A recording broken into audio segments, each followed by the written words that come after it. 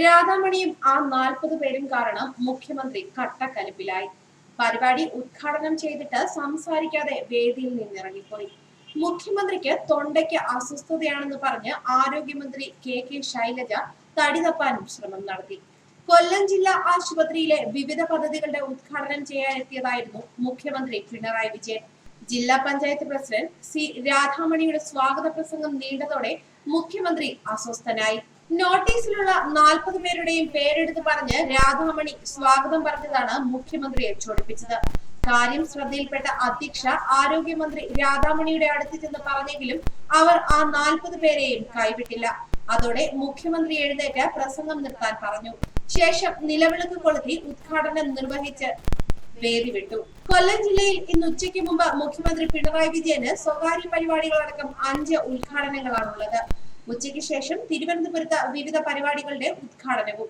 എല്ലായിടത്തും കൃത്യസമയത്ത് എത്തുക എന്നത് മുഖ്യമന്ത്രിക്ക് നിർബന്ധമാണ്. അതിനാലാണ് പരിപാടികൾ സമയത്ത് തുടങ്ങി അവസാനിപ്പിക്കണമെന്ന് അദ്ദേഹം കർശന നിർദ്ദേശം നൽകിയിട്ടുള്ളത്. അതിനാൽ ഔദ്യോഗിക ഉദ്ഘാടനം നിർവഹിച്ചതായി അറിയിച്ച് വേദി വിടുകയായിരുന്നു അദ്ദേഹം.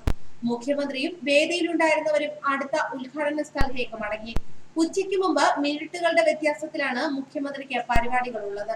മുമ്പ് കേരള സർവകലാശാല സെനറ്റ് ഹാളിൽ നടന്ന ഒരു പരിപാടിയിൽ സാക്ഷരതാ മിഷൻ ഡയറക്ടറായ PS ശ്രീകല സ്വാഗത പ്രസംഗം നീട്ടിക്കൊണ്ടു പോവുകയും മുഖ്യമന്ത്രി പിണറായി വിജയനെ പുകഴ്ത്തി സംസാരിക്കുകയും ചെയ്തതോടെ അദ്ദേഹം ക്ഷുഭിതനായി.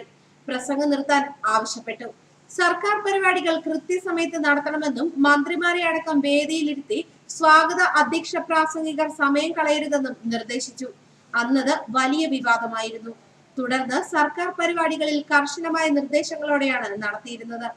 കഴിഞ്ഞ ആഴ്ച സർക്കാരിന്റെ 1000 ദിനത്തോട് അനുബന്ധിച്ച് മലപ്പുറത്ത് നടന്ന പരിപാടിയുടെ ഉദ്ഘാടന ചടങ്ങിന് CPM-കാരൻ ചെഗുവേരയുടെ പടമുള്ള കൊടിയുമായി എത്തിയപ്പോഴും മുഖ്യമന്ത്രി വിമർശിച്ചിരുന്നു. LDF ആണ് അധികാരത്തിലിരിക്കുന്നതെങ്കിലും ഇത് എല്ലാവരുടെയും സർക്കാരാണ്. സർക്കാർ പരിപാടികളിൽ മഹാനായ ഒരാളുടെ പടമുള്ള കൊടിയുമായി വന്നത് ഔചിത്യമല്ലെന്നും അദ്ദേഹം ചൂണ്ടിക്കാണിച്ചിരുന്നു. CPM-ന്റെ തൃശൂർ സമ്മേളനത്തിന്റെ സമാപനത്തിൽ പിണറായിയുടെ പടം വെച്ച കൊടിയുമായി എത്തിയ പ്രവർത്തകനെ അദ്ദേഹം വിലക്കുകയും ചെയ്തിരുന്നു.